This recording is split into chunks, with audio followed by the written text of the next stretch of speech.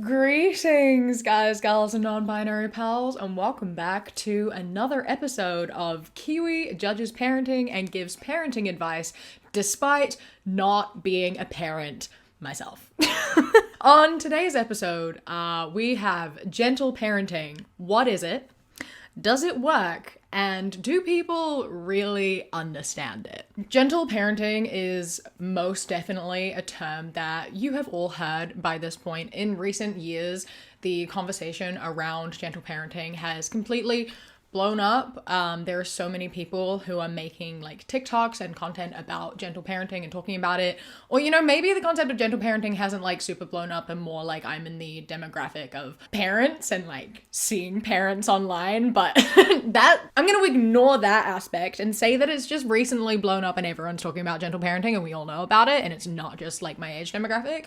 Anyway, gentle parenting is the type of parenting that I see talked about a lot, either coming from parents who are doing gentle parenting or who are, you know, attempting to gentle parent, or from people who are making fun of gentle parenting, criticizing it, etc. And I feel like there's a lot of conversation around it, and there are a lot of people who don't understand it, both from people practicing it and people who are mocking it. And so I wanted to have a proper look at gentle parenting and its misconceptions, and also like what it actually looks like, how it works, how it functions, and like whether it is a good thing or not. Spoiler alert, it is. Putting that out there, it is. So I think first we have to establish what is gentle parenting. Gentle parenting was initially known as authoritative parenting. Is described as an approach to child rearing that combines warmth, sensitivity, and the setting of limits. Parents use positive reinforcement and reasoning to guide children. They avoid resorting to threats or punishments. So that is one definition of gentle parenting that I think is really good. And I think it does fit with gentle parenting, but also makes sense as to why it was initially and still should be called authoritative parenting instead. There is a lot of conversation around this parenting style and whether or not it doesn't work. And the people who are so against it are often saying that, you know, it's bad because it's raising spoiled and entitled children who do not know the definition of the word no and who just run rampant and like walk all over their parents. And I think that it is, you know, really important to point out the fact that that type of parenting is not gentle parenting. It is not authoritative parenting. That is what is known as permissive parenting, which is also known as indulgent parenting, and follows two key points, which is being nurturing and warm, which is positive, but also being reluctant to impose limits, which is damaging. There are a lot of people who claim to be gentle parenting who are actually being permissive parents, and I get it. I understand they take the like gentle part at face value. So I think a lot of the reason we've got so many permissive parents who are claiming to be gentle parenting is because we've stopped calling it authoritative parenting and have started calling it gentle parenting, and people don't really look into it. They kind of just hear the word gentle and they're like, I know what that means. And because a lot of people who are being this type of parent and like using gentle parenting, a lot of people are doing it because, you know, they don't want to repeat the cycle of generational trauma. They like want to be kind and loving and nurturing. And so there's this like fear around, you know, saying no and being like upset and telling off your child and disciplining your child. So there's like a big fear around it of people like crossing lines that they're scared to cross, and I get it, I understand, but there is a line that needs to be enforced, and so that is mainly what we are going to be talking about today. But because of this like idea of not wanting to set boundaries and like have these big conversations with kids and taking gentle at face value and being permissive, either these parents carry on doing this because they are continuously afraid to like enforce boundaries and like say no to their kids because they're afraid of hurting them, so they end up raising very entitled adults who are like not equipped for the real world and who are very selfish. Or sometimes these parents like get completely worn out and have had enough of being like walked all over by their children, and they turn around and do a complete 180 into being authoritarian parents, which is described as a strict style of parenting that places high expectations on children. Authoritarian parents set rigid rules with no explanation and expect their children to obey them without question or face severe punishment. Children follow these rules because they know there are consequences if they don't. So it's not because they like respect and understand the rules, it's because they're afraid, right? It's kids acting out of fear rather than like respect. This is unfortunately a very common type of parenting, and a lot of people look at, you know, gentle parenting and such and go, this doesn't work. The only way to raise a kid is to be really strict. And the amount of parents like and people you get in comments being like, I was hit as a kid and I turned out fine. I think that a spanking will do them some good is quite scary, honestly. So, you know, I do find it interesting to note, though, that, like, all of these authoritarian type parents are also the same ones who end up, like, with their kids not talking to them and then go on to these, like, estranged Facebook parent groups and go, my kids don't talk to me and I never did anything wrong. Reference for that is all of my estranged parent videos. It's most of the time they were that type of parent, or they were the permissive parent who gave their kids literally everything and never said no ever. And then when they were an adult, they stopped saying yes and their kids are like, but like, that's literally my entire life as you've been giving me stuff because that's how you showed me you love me. And now suddenly you say no to me. You never taught me how to understand no. And because that's how you showed me love, it means you don't love me anymore. You know, like there are the two extremes of estranged parents and none of them, well, very few of them are the authoritative parents. They are one or the other of those. So yeah, before we get into it, disclaimer, as stated at the beginning, I am not a parent. I'm not a parent. I don't know if I ever will be because, you know, life and the idea of having a kid is terrifying. But, you know, I make a lot of content about parents and about parenting, and I talk about it from the perspective of both the parent and the child. I spend hours upon hours upon hours looking at parenting content, like parents making TikToks. I've read parenting books. I like go on to Facebook pages. I read a lot about parenting. And then obviously I have the experience of being a child with parents and emotionally unstable parents at that. So I have experienced all different types of parenting from the same parents. And I know what affected me in what ways, as well as obviously having conversations with other people in my life and knowing how their parenting experience impacted them, as well as years and years in therapy to dissect all these things and like have an understanding about that sort of thing, right? So those are my credentials. I understand I'm not a parent, but you know, I do still have a perspective and opinion. The purpose of this video is to like validate people who have parents and also hopefully like educate people a little bit about these different types of parenting. You know, I have parents who watch my videos. I have people with parents who watch my videos. I have people who want to be parents watching my videos. This is for everyone. Anyway, that's my disclaimer. And just quickly before we get into it any further, I would like to remind you that if you enjoy this video, please do remember to hit thumbs up, leave a comment down below, and if you are not already, please do subscribe. I am so unbelievably close to 500k and I would so love to reach it by the end of February. So if we can make that happen, I would be eternally grateful. I've spoken about it before, but the YouTube algorithm is absolutely kicking my ass recently. I have not been able to do as much uploading as I was able to do last year because I've got a lot of other stuff going on in my life right now. And so the algorithm is really punishing me for that. My views are down by about 75%, which not ideal, because that also means that my income is down by about that much. So subscribing is the best way to help support the channel and help to push this video as well as my other videos out to other people as well. And if you are able, I would really appreciate if you could join my Patreon and support me a little bit over there as well at patreon.com/savvycat.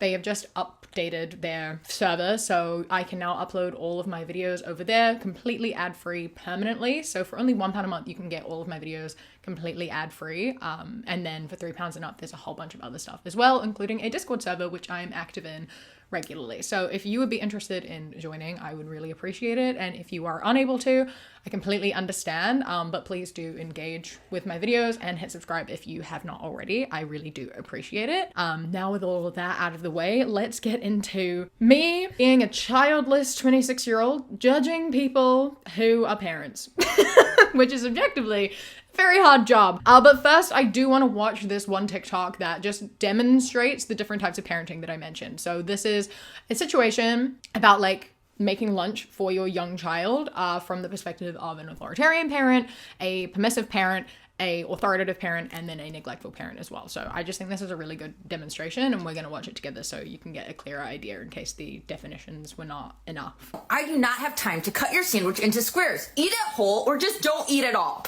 I am not going to listen to this whining. If you keep it up, you are going straight to your room. Knock it off and eat your sandwich. Hey, why'd you throw your sandwich on the ground? Well, you told me you wanted squares. Okay, you're being so loud right now. You want triangles. I can hear you. All right, let me make you a new sandwich and cut it into triangles, and then I'll clean up the mess on the floor. Hey, sweetie, I need you to take a breath right now, okay? All right. You asked me for squares, so that's what I cut. Unfortunately, you can't change your mind with this one, and this is your sandwich. Everyone's lunch is ready. I am not going to be making you another sandwich right now. So listen, I can cut these squares into triangles. They'll be little triangles, and you can choose to eat this sandwich, and if you're still hungry, we can make you another sandwich afterward, and we can cut that one into triangles. But right now, this is the sandwich that we're going to eat. I'm going to eat my sandwich, okay? And we're going to just go ahead and have a good lunch, okay? Because I'm looking forward to hearing what game you guys want to play after we're all done. Are you eating frozen chicken nuggets for lunch? Well, good job finding something, and thank you for leaving me alone like I told you to. So why don't you go back in the kitchen and eat those? Don't make a mess in here. I don't want the ants to come in here too. I think this video does a really good job of summarizing all of these parenting types in a very concise way. I think like even without any of the actual words that were spoken, you can get enough information just based off of tone alone. Like it's very like aggressive versus passive versus assertive versus, you know, very uncaring. And you can tell that just through the tone, which is a very important part of communication, especially for children who are still learning how to like speak and comprehend words. Tone for a lot of people is like, it's something you learn before you can like understand what the words actually mean. So like you can tell when someone like yells versus when someone is like, you know, there's such a difference in the way that you're being spoken to that sometimes the words don't matter. You see it a lot with people like experimenting with like their dogs and stuff and like saying like things with a stern tone. Like if you're saying like lovely things with like an aggressive tone, they feel like they're being yelled at. And if you like are calling them like a bad dog or whatever in a really lovely tone, like, oh, you're such a bad dog, like they think you're being nice and saying they're a good dog. You know what I mean? Like the tone is very, very important. And not to say that children are like dogs, but like children are kind of like dogs. Like they like to say that like a border collie is like the same level of like intelligence as like a 2-year-old human. So I am going to compare them because they are kind of the same thing. Don't come for me. You know I'm right. Yeah, along with the tone, this video I think really perfectly encapsulates, you know, the communication level, because you can tell that authoritative / gentle parenting revolves so much around communication because that part of the video was like the rest of the video combined, right? It's like the authoritarian parent is just being aggressive and like punishing without explaining like why. It's just very like do what I say or else, which is not teaching anyone anything. No one is coming away from that any better. This child is like not doing anything because they care. They're doing it out of fear and they don't really understand why. Like, sure, okay, you get what you want, but you are causing them harm, and one day they're not going to speak to you anymore, or they're going to act out, or something is going to happen, and it is entirely because of the way you acted. Whereas permissive parenting is obviously like, it's like, oh no, I'll do it for you, blah, blah, blah, blah, blah, blah, blah, which is just letting them get away with anything they want, right? It's like you can have anything you want and the world will bend for you kind of idea, and it's unhelpful and setting them up for entitlement and just like expecting things to be handed to them, which is not going to be easy when they like go out into the real world, meet other people and need to like communicate and sometimes be told no.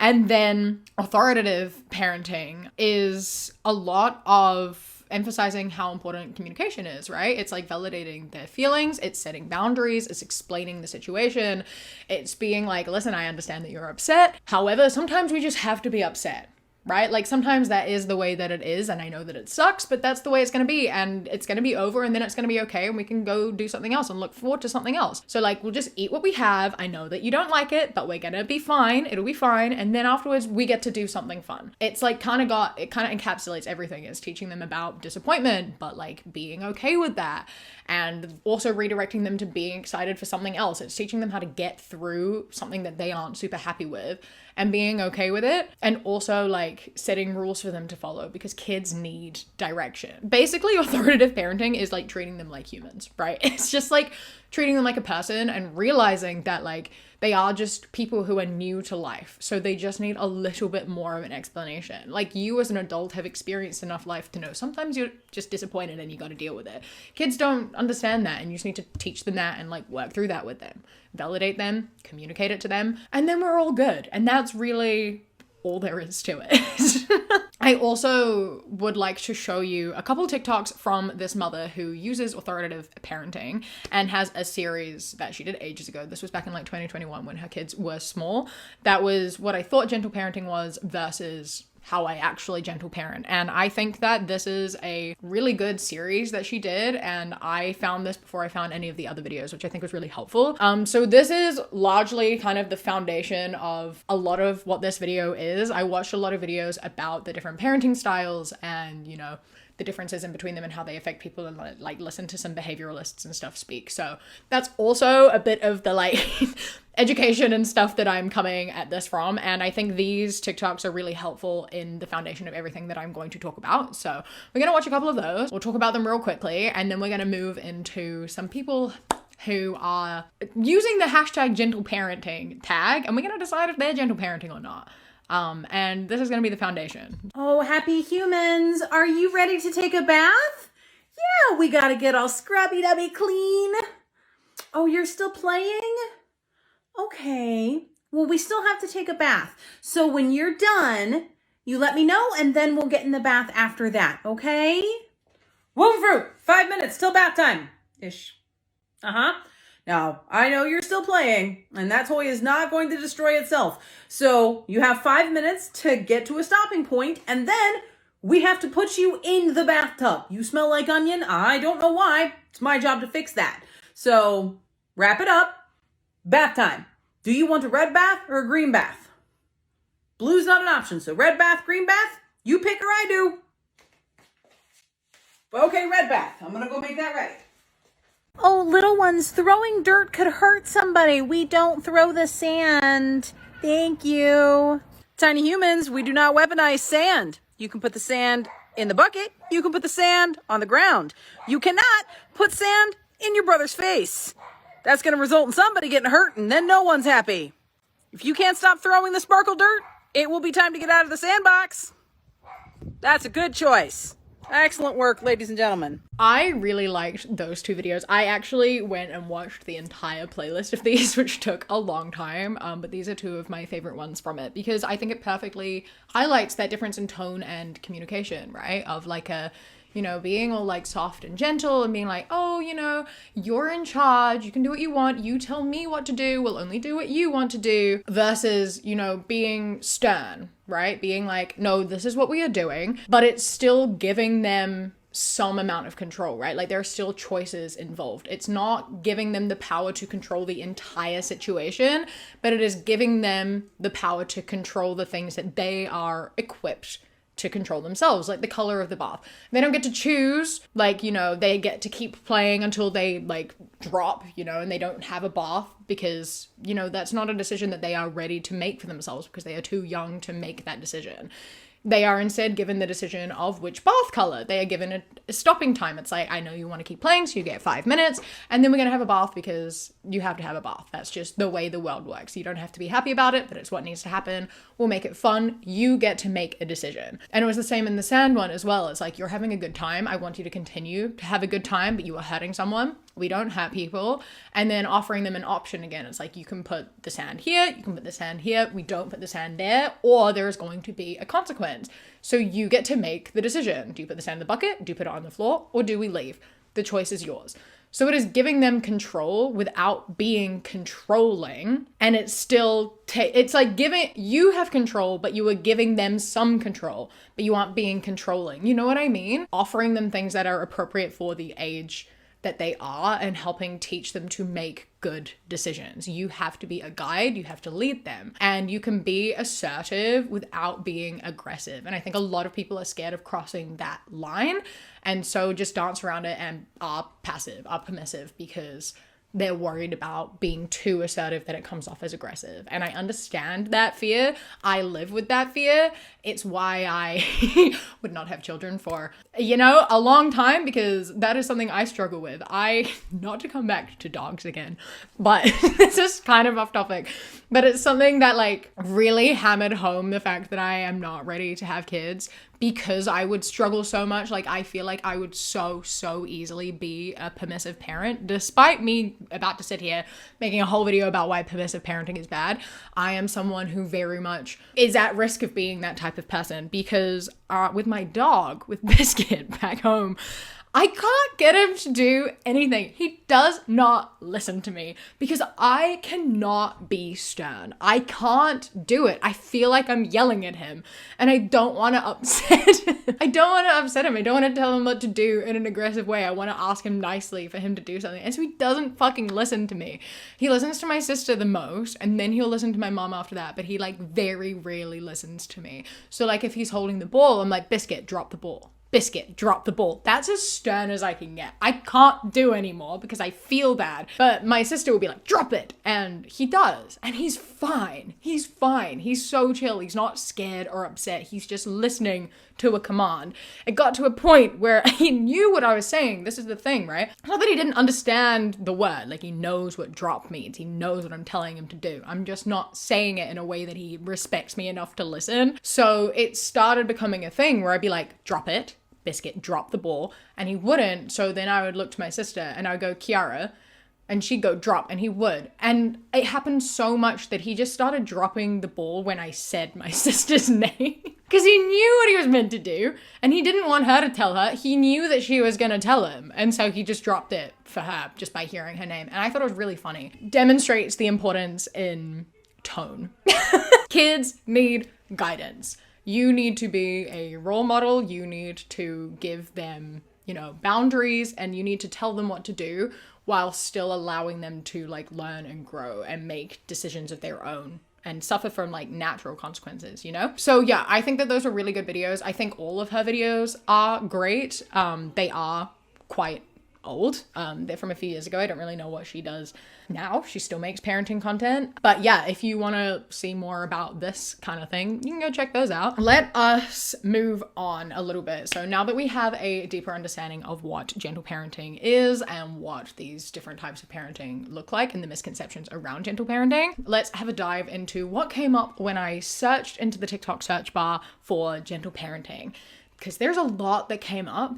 And so much of it was just not gentle parenting. Let's have a look and have a decide. This is the first one that I encountered, and it's really interesting. And I want you to watch this, right? And I love that I'm about to say this as though we're having a conversation and you can directly respond to me.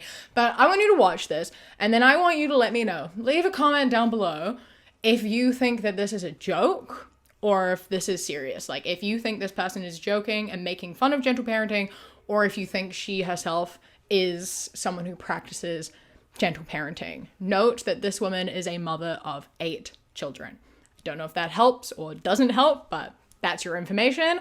Let's watch the TikTok. This, by the way, the text on screen is millennials trying to gentle parent in public. Wait. I am so sorry that I said that it was time to go. How about we start a timer? No! Oh, gentle hands. Gentle hands. Gentle hands. I know you're having so many big feelings right now. Mommy just wants to validate them. Gentle hands. Hands are for gentle. I am not going to cause you any more anxiety than you already have. I will be right here ready for you to get up. I can see you're having a hard time not hitting. Do you need my help to stop? No! Can you say sorry to Mommy? No! Oh, that's right. Sorry is a scary word. Can Mommy help you, please? Do I have your consent to comfort you? Are you ready to get up right now? No! Oh, no. Okay, I'll wait for you to be ready. Parenting's a challenge, isn't it? How about we pause for a moment to check in with our feelings? Babe, I need your support. So I watched this video and immediately just assumed she was making fun of millennials for gentle parenting and just making fun of gentle parenting in general and saying like, it is a ridiculous type of parenting. You look ridiculous. It is ineffective. Your kid is just throwing a tantrum and you are not doing the right thing. Because that is how it comes across to me. That is exactly how I interpreted it. I don't know if that's how any of you watched it as well, but that's what I took away from it. Alongside, you know, the most glaring thing that bothered me so much about this TikTok is just the fact, just the way of using your child for content in this way. In general, using your child for content in any capacity, not great. Not a fan. Don't do that. Don't use your child for content. It is not a cool thing to do. And I hate that it is so common. I think that's one of the things that really you can tell the difference between a lot of these parents, because like I feel like a lot of people who are actually like being authoritative, like gentle parents, are not including their kids' faces. Right? Because they're like being very protective parents, like they are looking out for their kids' best interest and wanting to raise them in the best way possible and provide for them and like give them, you know, a good life and such, right? They're not using their kids for content. As seen with the like mom before, where she was doing the like what I thought gentle parenting was versus how I actually parent. Like her kids are never in any of her videos. A lot of other gentle parenting parents that I see never show their kids in their videos, or if they do, it's never their faces.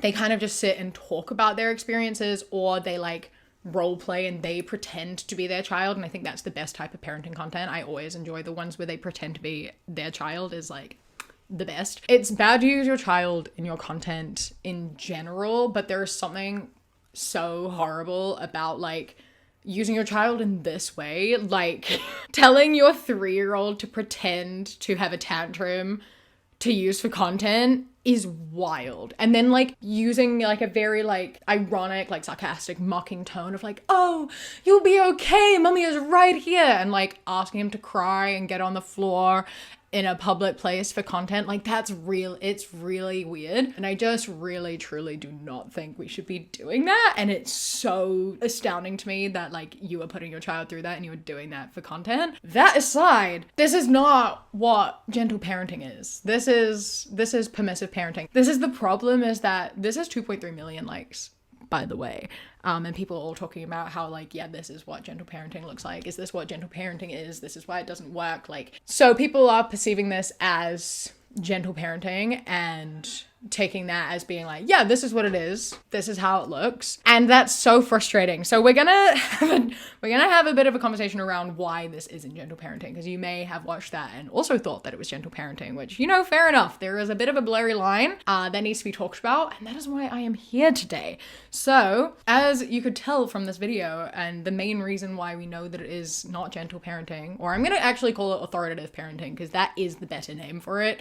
I think the fact we've called it gentle parenting has kind of like made it turn more into so many more people being permissive. So we're gonna call it authoritative parenting. I'm gonna start doing that from now until the end. But you know that this is not that and is more permissive because there were no boundaries being set. There was no control from the parent. This was all the child in complete control the entire time. And there was absolutely no boundaries. There was absolutely no like structure to any of this. And I think that like, I'm an adult. I'm an adult and I struggle being given full control, which is not helpful considering I work for myself. I'm so bad at making decisions. If other people are involved, like I hate decision making. It is my least favorite thing in the entire world. I like do not handle it very well. I get so overwhelmed when I have like full power, when I have to make decisions. So like, and I'm 26 and that is so stressful to me. This is a 3-year-old child and you are being like, you get to choose. You have all the power you get to tell me what to do. You have the power to, that's so stressful, right? That is like way too much to be giving to a small child. Like they need guidance. They need some sort of baseline and boundaries or they're gonna be like overwhelmed, right? Like I know to you, you're just like shopping, but like this is a 3-year-old, right? This is not like a small tot. This is like their entire life. This is their entire world is this. So like you need to lay down some boundaries and take some power because you are an adult and you are meant to guide them. The two things in this that I in particular want to like focus on that I think bothered me the most were the lying on the floor and being like, we'll lie on the floor together and we'll get up when you're ready. Like, take your time, we'll be on the floor, you don't have to do anything. And I think that this just like, it doesn't really help anyone in this situation. I understand lying on the floor to like regulate your emotions. I too am an enjoyer of lying on the floor, but I feel like we still need to have some sort of conversation, right? And not just like lying down on the floor with them. Or if you do, there needs to be a conversation rather than just like, we'll just lie on the floor, we'll do what you want, we can be here for as long as you need. You know, you need to like figure out why they got here in the first place and needed to lie on the floor, and also like give some sort of guidance to get out of this situation instead of once again just leaving it entirely in their hands. He's 3. He needs help making decisions, especially if he is feeling overwhelmed by his emotions, by the world. Like, everything is so big and he needs you to help him navigate through things, right? So like, I don't know. I think personally, again, based off of what I have found out and figured out around this whole authoritative parenting thing, is to say something more along the lines of like, I know you're upset and I want to help you, so I need you to stand up and we can have a conversation and we can figure out what you need together. I just feel like that's a much better way to go about it, because you are still validating his emotions while you are telling him what you need from him and also offering a solution. I don't know how good his communication is and how good his talking is, so I don't know how useful the conversation will be, but I think giving sort of some sort of option of like, stand up, like we can go, we can do this, like give him again that like choice to help him regulate his emotions, but also like take the big decision out of his hands. So like to alleviate some of the pressure of him having like so much on him, right? Like make the world smaller for him for a minute. And then the other thing that I think really bothered me was when he hit her and she was just like, hands, gentle hands, gentle hands. Can you say sorry to mommy? No, sorry is a bad word. Like, this is, again, something that I saw so much. There's so much content around kids hitting their parents and their parents responding in ways that are like incredibly unhelpful. And we will get to one of those shortly. But this going into the apology thing of being like, no, sorry is scary is...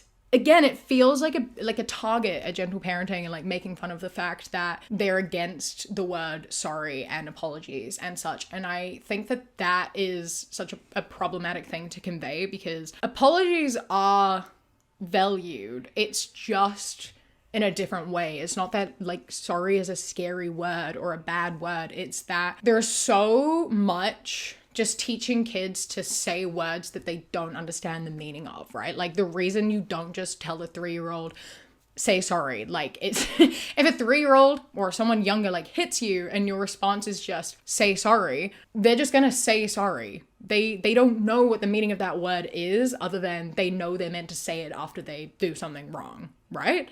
Like the whole point of an apology is that you're saying it to recognize that you have done something wrong and you will change your behavior. When they know the word but not the reason they're saying it, they're not actually apologizing, and that's not their own fault. It's the fault of you not teaching them what an apology is and what the word sorry actually entails. Empathy and compassion is an important thing to be teaching. They just need to be at like the right age and ability to comprehend in order for an apology to mean something. I think that like teaching to say sorry is a very valuable thing, but you've just got to do it when they are ready to learn what that means and use it correctly. It is better to teach the word sorry when they know how to use it correctly than it is to teach them a word they don't know how to use, which will later impact the way they use the word sorry and the way they apologize, because they were taught it wrong to begin with, and it like gets you off on a bad foot, right? Teach them apologies, but wait until they can understand what that means. And in the meantime, like compassion and empathy, right? It's the stopping and the stern voice, not just the no, don't, gentle hands, gentle hands. It's like telling them we don't hit, hitting hurts, we don't hurt people, hands are for clapping. And then like demonstrate clapping, being like hands are for clapping or tapping. You can tap mommy if you want attention, if you need something, you can tap and then demonstrate tapping.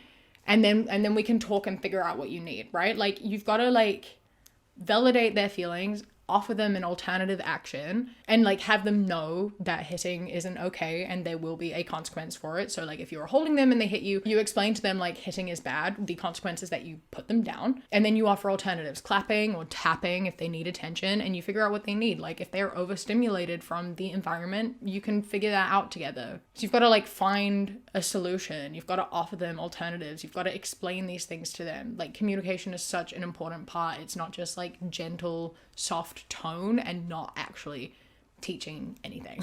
So now that we've kind of worked our way through that TikTok, again, I'm curious to know if you thought that this was making fun of gentle parenting or not, because I definitely did. I definitely thought this was just making fun of the concept of gentle parenting and like kind of having a bad comprehension of what it actually looks like. So I was completely thrown off when I scrolled a little bit and I encountered more TikToks from her, and I discovered that she is actually a gentle parent and most of her content revolves around gentle parenting.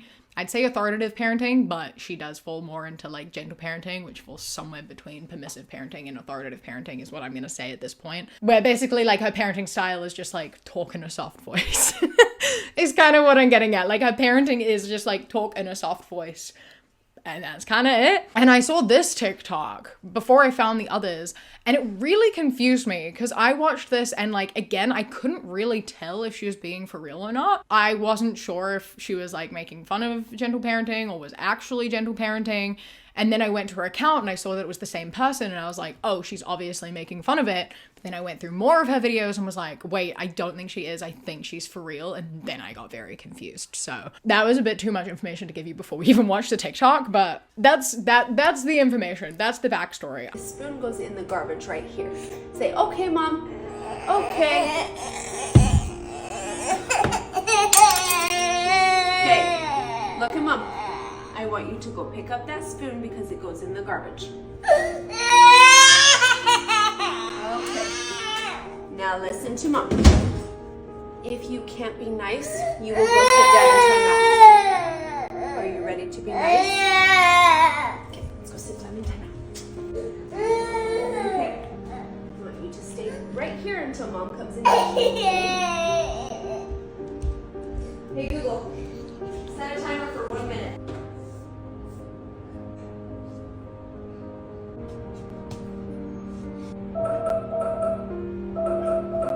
Stop. Yay! Are you ready to be nice? Yeah. Yay, good. Say sorry, Mom. Good job. Give me a big hug. Okay, now River, look at Mom. If Mom says put it in the garbage, then we say, okay, Mom. Good job. Okay, you ready to go play? You can. And the text on screen for this, by the way, is how I handle toddler tantrums using the timeout method. And this, again, it baffled me because I genuinely couldn't tell if she was serious or not. And so I like went into the tags and stuff and was like, gentle parenting, I will give my tutorial on how to use this method tomorrow. And I was like, I'm so confused. I'm very confused by this entire thing because the only like gentle parenting thing that is taking place here is the fact that she is speaking in a gentle voice. As I said before, like there is nothing else that is going on. There is no actual proper like communication or like validating of emotions or explaining what is going on. None of that is happening. It was quite literally, it was like, you have a spoon, it goes in the garbage. And so since you are not doing it, half a second after I tell you that, I'm going to grab you and like haul you over to the bin and make you throw it in there. And when you're crying because I have now grabbed you and forced you to do a task, I'm gonna say, you're not being very nice. Time to go sit in time out for a minute until you stop crying. And then going up to him after putting him in timeout for a minute for crying, being like, okay, are you ready to be nice now? Can you say sorry to mommy? What is he apologizing for? What did he do wrong? I don't understand this entire interaction at all. Like nothing about this went at all the way that it should have gone. And the fact that this was posted and demonstrated as being like good, gentle / authoritative parenting and like saying she's gonna give tips on how to do it because look, he calmed down. She helped him through a toddler meltdown. Man, that is not what happened at all. All that happened was that you punished him for having emotions and taught him basically, like, if you want love and affection from mom, you have to shut up and stop crying. That's not helping a tantrum. That is teaching him to suppress his emotions.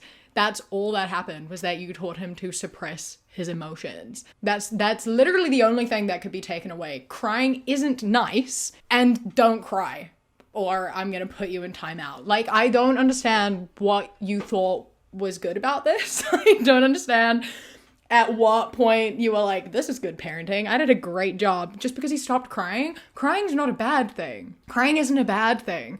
Crying is a form of, like, emotional regulation. That is how these kids regulate. They can't communicate properly. This child, he looks like he's like, I think he's 11 months old, she said. He can't communicate. Crying is a form of communicating, and you, like, told him not to do that. You told him to do a task. You didn't tell him, like, why it was necessary. There was no explanation given. There was nothing. It was just, you have to throw it away. And then grabbing him, forcing him to do it. And then when he cried, punishing him for crying. Like, nothing. What? What? Especially, like the key elements that are missing here is that, you know, that explanation, right? Like, this kid has something clearly that he likes and he doesn't want to get rid of. I don't know his reasons why. You don't know his reasons why either. Maybe he just really likes this spoon. I don't know why you have to throw it away. Maybe it's dirty. Maybe that's why it has to be thrown away. And so then you, like, you know, explain that. It's like, I know you don't want to throw it away. I know you love this spoon, but it's dirty. And when something like this is dirty, we have to throw it away. But don't worry, you will get another spoon later. We just can't have this one anymore. I know that it's sad, but sometimes we just have to be sad, and that's okay. And, like, if after that he still doesn't want to throw it away, like, if he is not, like, you know, connecting with that reason, maybe there is a reason why he wants to hold on to that spoon. And if he is not old enough to communicate to you why he doesn't want to throw away the spoon and why he wants to hold on to this spoon, maybe he isn't old enough. Maybe he isn't old enough to be responsible for throwing things in the rubbish when he can't even reach it. She had to, like, lift him off the ground to get him to put it in the bin. Like, he is 11 months old. I don't think, you know, throwing away a spoon is really his responsibility right now. I don't know. Maybe that's just me, but if he can't explain why he is unhappy about throwing it away, maybe he's not old enough to be in charge of doing that, but I don't know. I also, though, do question in this situation, especially, like, where this meltdown came from, because I can only presume he was given this spoon for content, right? Like, this was a forced interaction. She gave him a spoon knowing that she would then ask him to throw it away. He would have a meltdown. She could demonstrate the timeout method. She, like, set up this whole situation to force her kid to have this reaction, which obviously he's going to have that reaction. You gave him something. This is an 11-month-old child. Everything is a toy.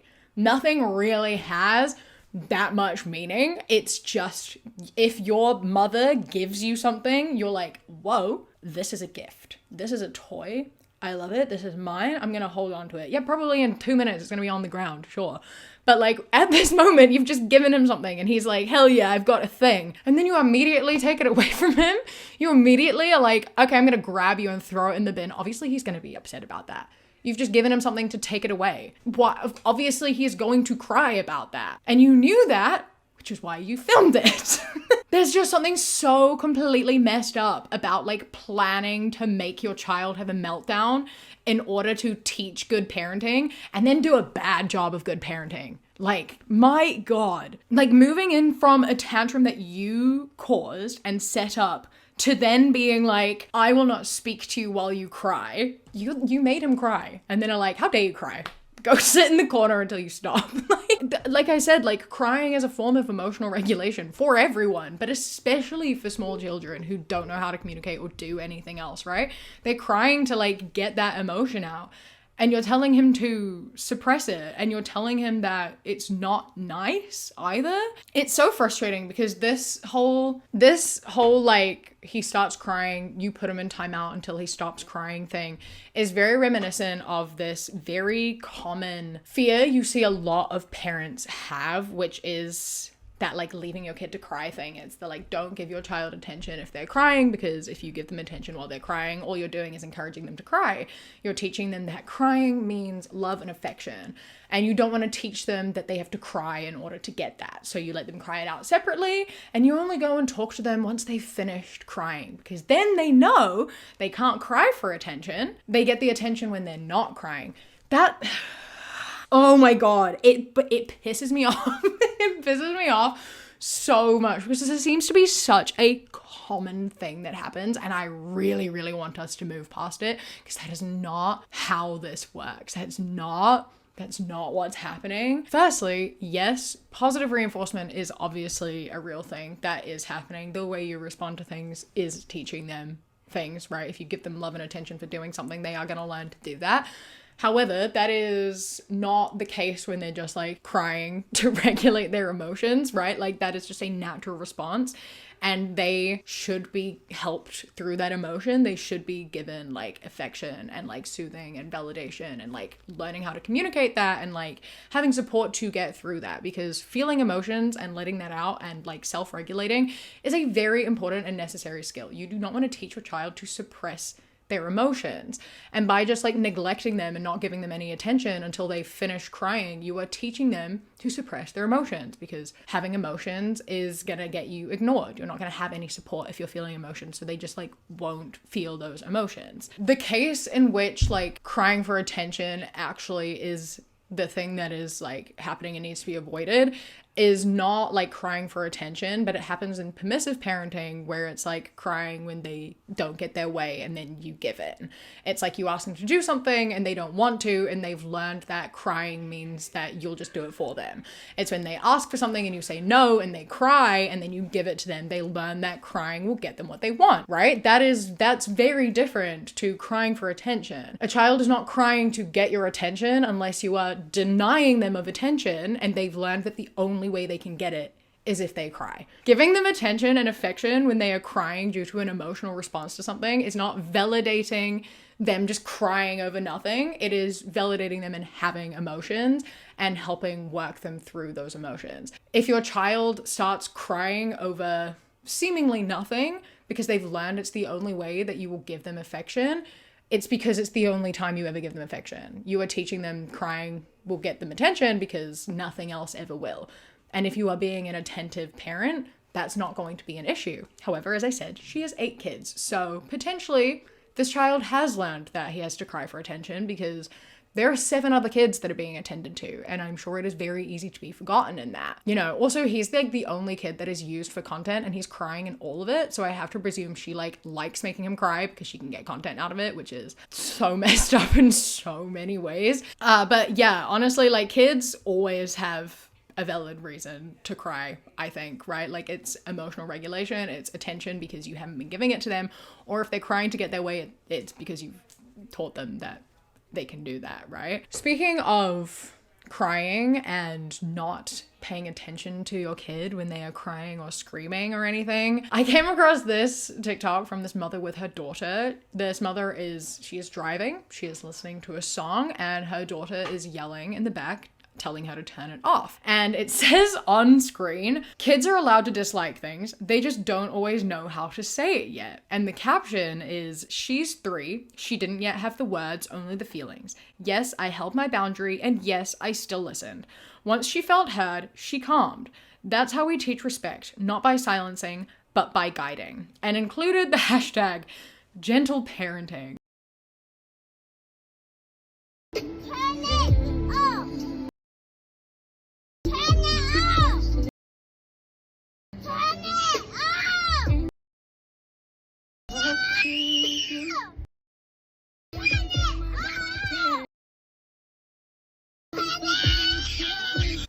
The first 30 seconds, like a full 30 seconds, is this mother sitting in the front of her car, like dancing to the music completely ignoring her daughter, like not even looking at her, not giving her a glance. The music is very loud.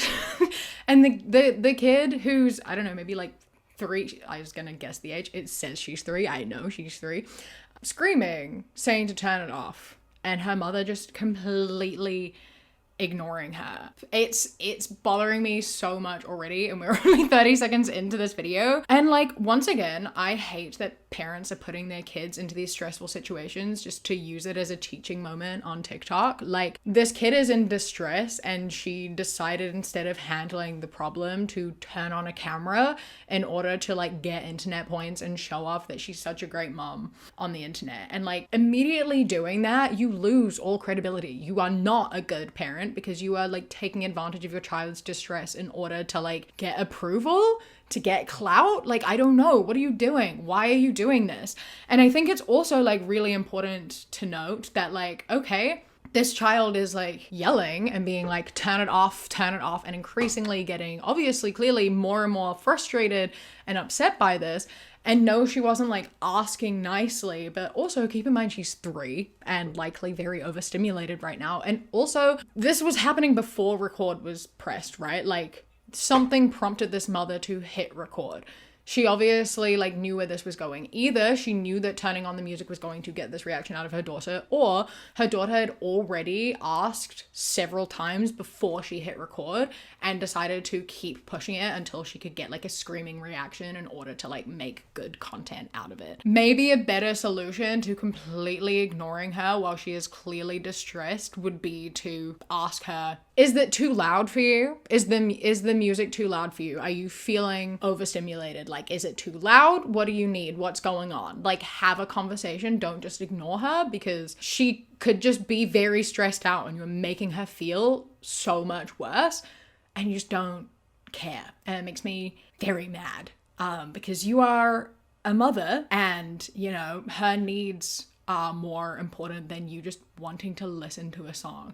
Like, yeah, okay, maybe you want to listen to it, but your daughter right now clearly needs to have it off, or at the very least have it quieter, and you are ignoring that because you want to listen to a song. She's 3. Like, talk to her. Selena. Whoa. What's that about, darling? Is that nice? That's not very nice, because when mummy puts your music on, I don't shout at you like that. Mummy would like to listen to one song, please. Okay? No. Well, I'm gonna listen to the song, okay? You don't tell me what to do in my car. Can't stand. Can I try to be strong? Can I put your words on this? So we have that pause and that piece of conversation, and once again, it pisses me off so bad. But I think the thing that pisses me off the most about it is that she doesn't even look at her daughter. That entire time, she doesn't even look at her child. She is looking directly into the camera. She's driving, mind you, and she, instead of flicking her eyes between, you know, the windscreen and where she's driving and the mirror, which is where your eyes are meant to be flicking towards, she's looking forwards out the windscreen and at the camera. Like, I understand when you're driving you can't turn around and talk to your child, but if you are able to like talk to a camera, you can probably pull over and talk to your child, right? Like, having this conversation without looking at her whilst looking at a camera instead pisses me off so much. Everything about this makes me so mad. When mummy listens to your music, I don't shout like that. Yeah, because you're an adult and she is 3 years old. Obviously, you don't talk to a 3-year-old like that.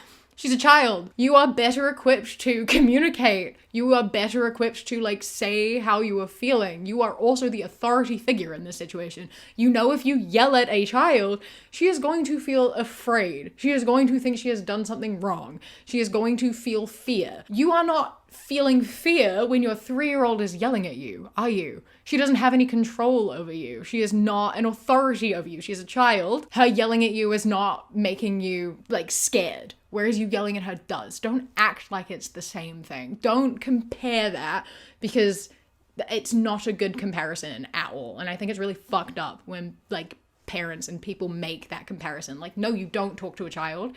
how you would talk to an adult. Not that you should yell at an adult when they do this either, but like there's a difference, right? Like in how you talk to a child and the way they talk to you. Sure, like maybe she's yelling, but you've not given her much other choice because she hasn't learned how else to communicate, and you weren't giving her attention and like helping her figure out how to communicate in this situation. The fact that in this conversation, there wasn't even a conversation addressing how she was feeling or what she needs or why she was so distressed.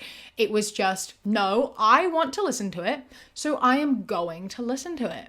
I'm going to listen to it and you are just going to have to deal with it. And then she turns it back on and continues listening to it, still very loudly.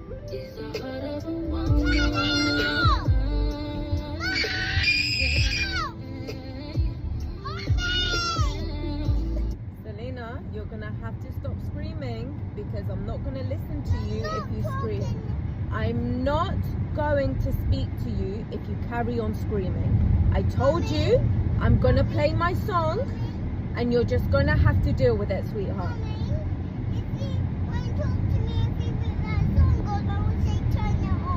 Okay, would you like me to put the song down a little bit?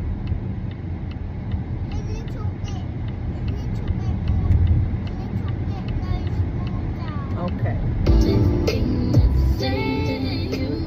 Is that better?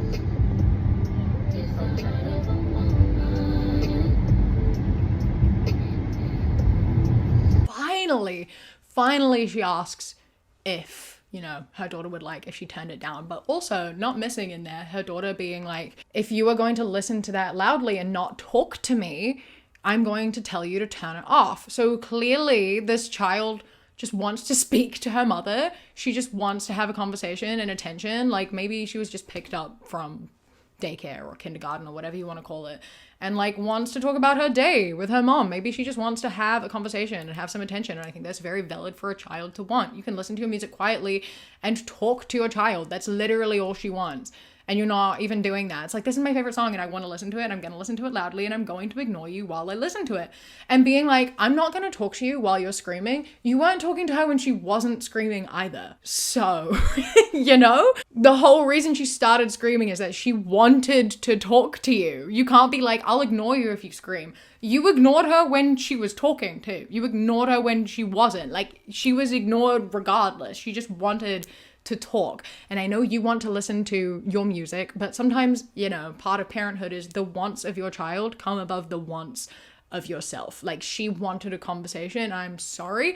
That gets priority over you wanting to listen to one of your songs. You can listen to that later. Right now, your daughter wants to talk. Maybe she needs to talk. You need to have that conversation. And it bothers me so much just sitting there and ignoring her screaming and being like, this is good parenting. And saying in the caption as well, talking about how it's like, I set a boundary and I stuck with that boundary. I wouldn't move from my boundary. Setting the rule of like, it's my car, I can do what I want and you have to deal is not a boundary. That's not what a boundary is. That's just you having control, right?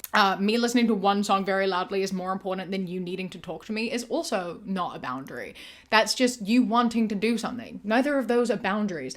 A boundary cannot involve another person, right? In this instance, your daughter's boundary may be like, I can't listen to loud noise right now. That gets priority. That's an actual sort of boundary, being like, I am being actually like caused distress by the environment right now and I can't do that. Like, that is actually distressing, and it is your job as a parent to like sort that out and work through that, right? Like, she is being so much more impacted by your song being on than you are being impacted by having your song off. It's that thing of like, a no is always stronger than a yes. Like, I know you want to listen to your song, I'm sorry, but like, if your daughter cannot be in an environment where loud music is happening right now, then like, you should respect that. Like, it is important to enforce boundaries, but again, I feel like it's one of those ones where you have to like give options too, of being like, we can change the song, we can turn it down. Like, if you want to listen to music because you need to listen to music, you can ask to put on a different song. You can ask to turn it down. You can say, I'll turn it down and we can talk while the music's on in the background. Like, you need to figure it out. You can't just be ignoring her and not telling her why. Being like, I'm not going to talk to you while you're screaming. Okay, sure, that's a boundary, but also you've ignored her boundaries in order to set your one. And that's not okay either. You need to have a conversation. She's 3. She is a person. She has autonomy. Like, you have to respect her if you expect her to respect you. You have to take her feelings into consideration. You have to take into consideration what she wants and what she needs. And you need to have a conversation and figure out what is going to work for both of you, because that is what it is, right? Like, you as a parent have to make decisions on behalf of your child when it is like necessary. But this is not a situation in which, like, you know, we're listening to music. That's not like a necessary thing. You know? You get me? Anyway, this pissed me off so bad. This isn't gentle parenting. This is just not yelling. And again, it is not the same thing. Ignoring your child and speaking in a gentle voice is not gentle parenting. It is just you not yelling. That's literally it. It's not authoritative parenting. That is not gentle parenting. It was kind of selfish parenting, if I'm being completely honest with you. I cannot imagine any situation in which listening to a song is more important than taking care of my child. But, you know, that's just me, I guess. Earlier on, I mentioned that there's this like common theme of kids like hitting their parents and their parents responding in a way that is not very helpful. And there is an example of this that I came across and I wanted to share, and we can talk about it a little bit. And that is this one. No.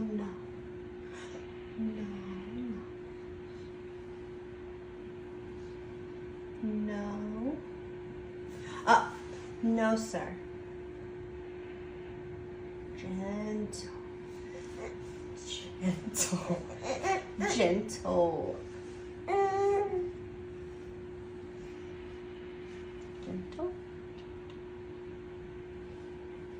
No pulling. No, gentle. Bye. See ya. And this is a video of this mother holding her 11-month-old child, and he hits her in the face, and I had to turn the volume up all the way to just be able to hear her. That's how softly she speaks, and she just goes, no, gentle, and then moving his hands like softly over her face.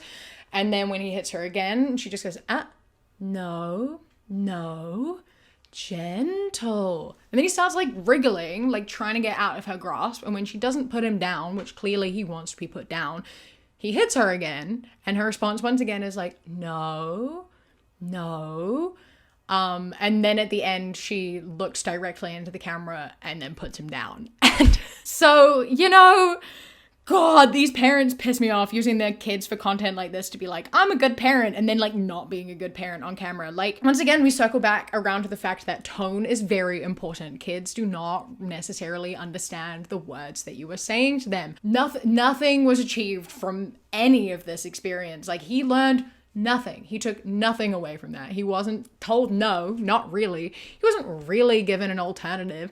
There was no like consequence at all to his actions. It was just a like, I'm gonna hold you and let you hit me so I can take a video. Like, what was the purpose of this exercise? Like, from what I have like gathered and taken away from watching all of these videos, because a lot of kids do hit their parents because it's like, you know, again, they don't really know how to communicate. Sometimes it's going to be just on accident. Other times they're going to be feeling emotions and they don't know how to take it out. So they like use their hands because they don't know how to use their words. And like, you have to teach them that that's not okay, right? Like, I feel like a lot of people both under and estimate the intelligence of small children. And it's really interesting. Like, here, the intelligence is being overestimated in believing that he'll understand the word no, even though there is no tone implying the word no, but also underestimating in the sense that they don't think he would understand if there was any sort of like natural consequence or like any sort of explanation. Like, kids at 11 months often have some sort of understanding of what you're saying to them.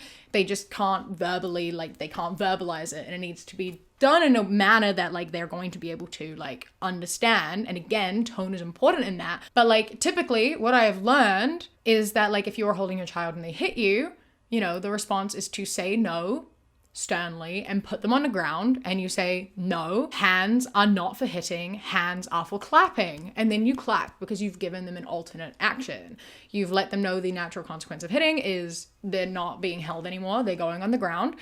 And that, you know, you don't hit, you clap. You give them something else directly to do. You like put their attention somewhere else, and that is what they are going to hold on to. And then though, in this instance, it's frustrating because from what I can view, right, like I said, like a lot of parents use the like, if I get hit, I put my child on the ground as the natural consequence. This child, I think, was hitting because he wanted to be put down. She's holding him and he's wriggling, trying to get out of her grasp, and she doesn't put him down, so he hits her. You know, like, hitting is bad. You shouldn't teach your child to hit, but you also shouldn't deliberately put them in situations where you know that they're going to do that, right? Like, you are just encouraging him to do it. Like, you know that that's how he responds. You don't offer any, like, actual telling no to it or any consequences to the action. And you are deliberately, like, acting against their consent. Such a big emphasis on like the reason these permissive parents do everything they do is that they care so much about consent, right? Like they worry about crossing a boundary. There's a lot of permissive parents that I've like talked about in parenting videos before who like, they're like, my 1-year-old won't let me change her nappy.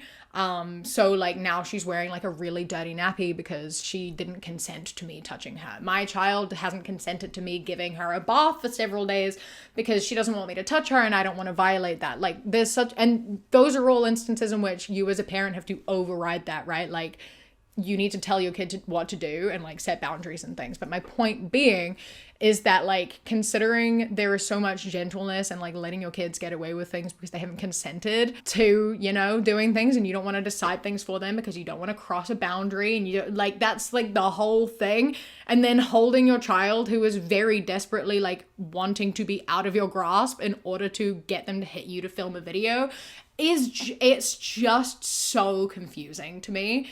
And I'm just perplexed. I'm so baffled by all of this.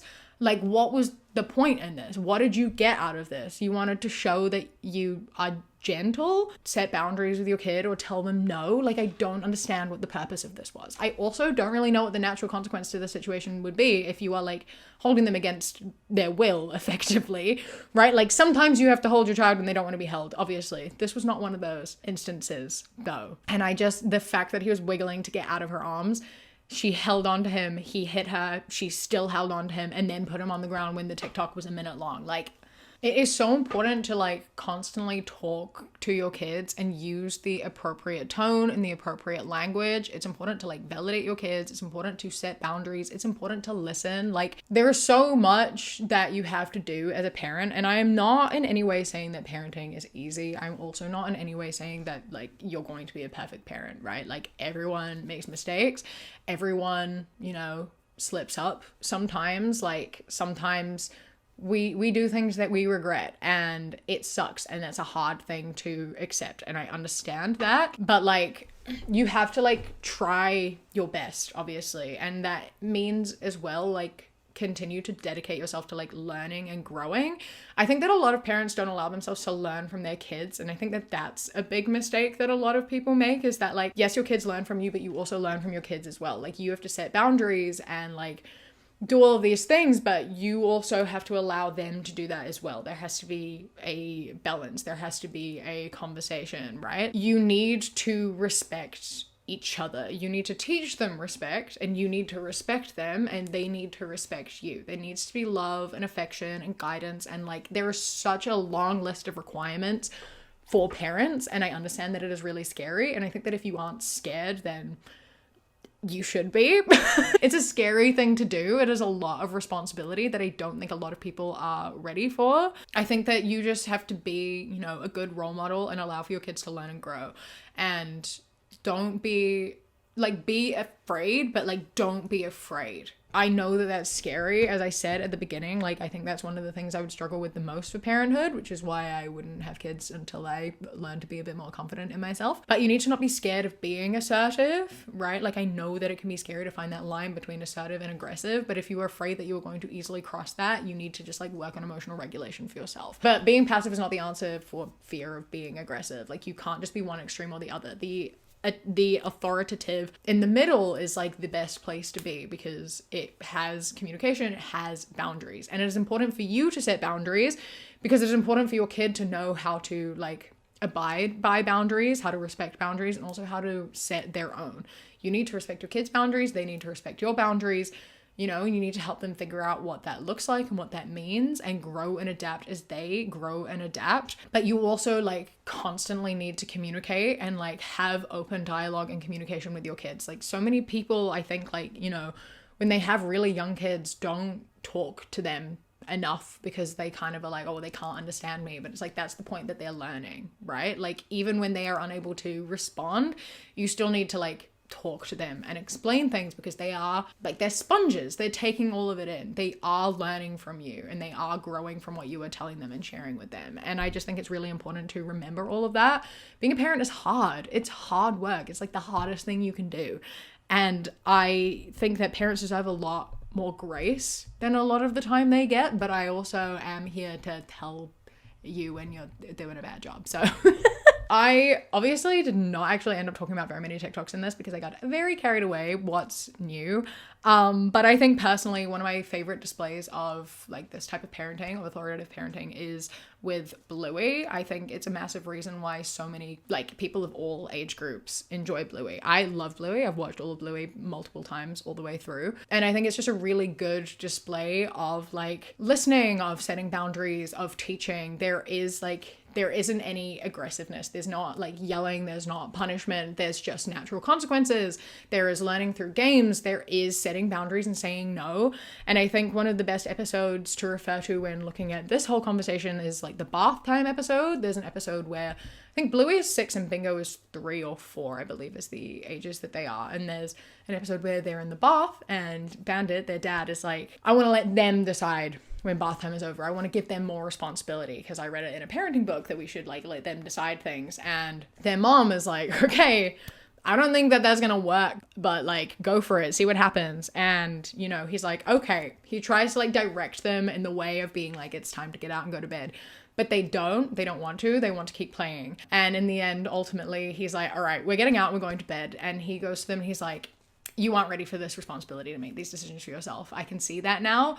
We'll try again when you're older. And I think that that's a really good display of it, of right, like having that communication and decision making open at like an age appropriate level. Because when you are like 5 or 6 years old, like you aren't ready for some responsibilities. You should still have a level of independence, but like your parents still need to have a level of control over a lot of situations, including like, you know, having a bath and going to bed and brushing your teeth and all of that sort of stuff, right? So it's about like learning and growing as your children learn and grow. And you don't treat like an infant the same way you treat like an 8-year-old, and you don't treat a like 4-year-old the same way, you know, like they are at different stages. You have to talk to them at different stages, and like the amount of decisions and open-ended things you have for them will increase as they get older, and you offer guidelines and less like rigid lines as they grow and learn to make these decisions for themselves. You have to teach them the right decisions first. Anyway, ultimately, I think the takeaway from this entire thing is that the term gentle parenting has been completely misconstrued. I think we do need to go back to calling it authoritative parenting because people are just taking it at face value and applying it wrong, which is leading to a lot of people parenting in a very permissive way and people interpreting it wrong and like turning away from it because they think that it's going to raise entitled adults because they have a misunderstanding of what it is. And I just think we need to circle back and start calling it authoritative parenting again, because I think that that better demonstrates what it actually is and can be a much more helpful term. I think people turned away from it because it sounded too close to authoritarian, but it's not. It is a very different thing. And I think we should go back to using the proper name for it because you need to have authority whilst also being kind and respectful. I hope that you enjoyed this video. I hope that you took something away from it. I had a good time making it. I love watching parenting content and talking about parenting stuff. I think that it's really fun. I also think it's kind of healing in a way, so I hope that you find it kind of healing to watch as well. A massive thank you to my Kiwi Cat patrons: Polar Bee, Sienna, Alicia, Marielle, Bree, Bay the Trucker, Chastity, Beckett, Prismatic Petey, Sushi Kawaii, Phil the Duck, Jessie, River, Queen Glimmer, Ella, Mr. Noodle, Radsack, Knitting Menace, Chris, Ellie, Alexis, and Bobby. I love and appreciate you so much. Thank you so much for joining. I hope you enjoy the rest of your day. Stay safe. Keep fighting. I love you. Mwah. When you close your eyes, you replace the darkness.